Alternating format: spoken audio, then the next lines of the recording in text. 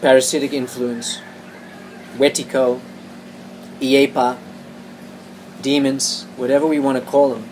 They've been known for eons and eons by most deeply connected traditions. The originals in Australia, when they saw on the so-called Brisbane hinterlands, saw white men settling on the land and they observed them. They discovered that these people were sick. They chopped down every tree, they put up big fences, and just the way that they were navigating as they observed their spirit and their frequencies of expressing themselves as another human form, they recognized they were sick, but they recognized something else. That sickness was, they were unable to cure that. And so they knew that it had to come to the land, that it had to just live its course.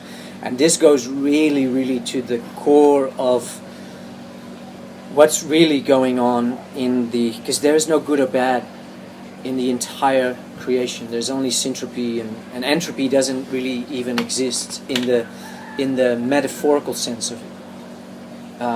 That's just a way to shine light on actives and behavioral activities that are not with life.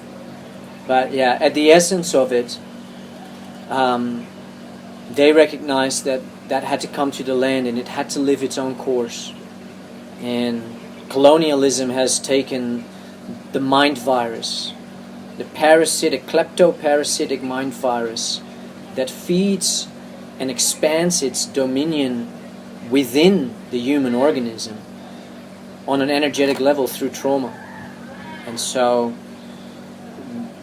when will is still disassociated and will is not even known, and this is again about the language, the English language. I only discovered that will is a totally relevant element, the most significant navigator of the sovereign vessel that I have. Willpower. No, not willpower, because willpower is a masculine concept of like I can just push through what doesn't feel nice. Gotcha. No, will is a very gentle, soft, self-loving, totally fearless. Willing. It's just willing or not willing. It's yay or nay, it's yes or no, and there's no fear around when it's no. And so, when will's still dismembered and not remembered yet, guess who sits on the swing seat of life? Because that's where will's supposed to sit.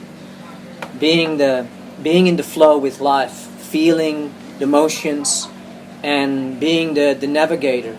And in our current situation, as I've come out of this sort of Western cult programming, will has been the one that has retrieved every aspect of disfragmented self that I have had separate itself from me, in me, because I was willing. I was leaning my will to retrieve. I was leaning my will. I was activating my will. I was willing access to the memory, and I was willing access to call home these dismembered aspects of self. And this goes really, it's a very internal experiential reality, but it's so tangible, it's so real. This is how we retrieve our separate parts of self that are shattered emotional fragments in our psyche. So many humans, look, we have never had more drugs for mental conditions, and all of what they really are is just separated, disfragmented, dismembered elements of the whole self that are being then drugged.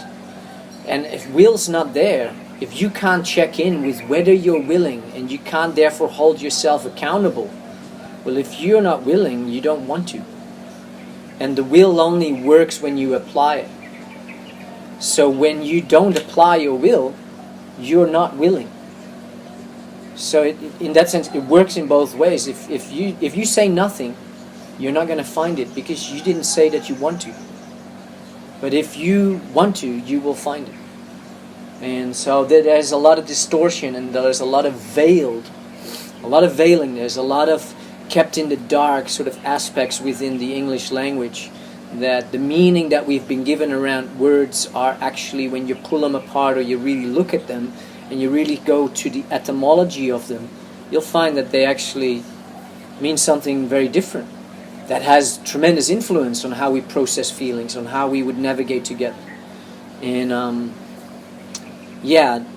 it's not relevant to create a whole database of that, I don't feel, because I don't want to drift too much in the intelligence. This is about getting really real with what's really going on in the neurochemistry, and really being willing to explore what its function is, what its story is, what's really going on. Because of the syntropic nature of life, which is the syntropic nature of the human organism, everything that once got dismembered wants to be remembered. That's the only reason we emotionally react.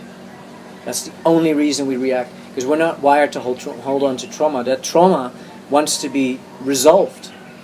And that has to do with human succession, or the succession of the human organism, so that our spirit can come here to actually deliver on what from a cosmic and astral plane our divine presence and our connection to the supraconscious reality is actually here to bring about.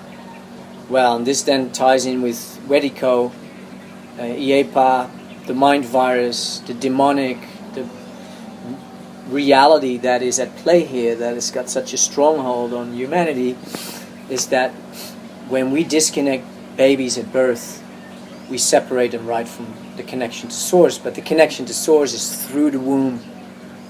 It's not through the top of your... It's beautiful.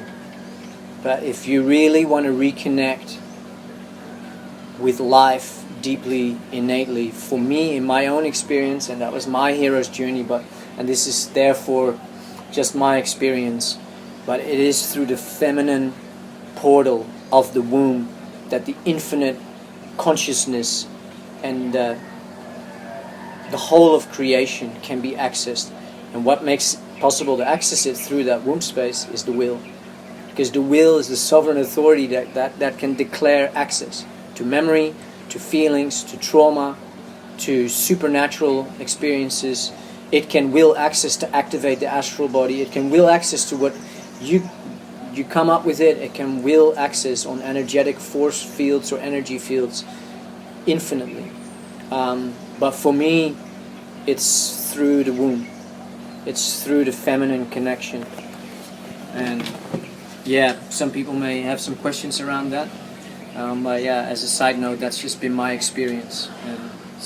So through all the mysticism and language and distortion possibly, and stories and methodology, the thinking, process of thinking, why is this a complicated process, or is this a simple way of natural of being, of going through this process of naturally processing life? Like, is this a simple or is this a difficult thing? Yeah, I have a very strong feeling that because of the bioresonant fields, we're one of the strongest living battery conductors, energy conductors on the earth. It's just that we're not really shown that through the Luciferic, Freemasonic, Jesuit priesthood sciences that aren't natural sciences that are really beautiful and significant.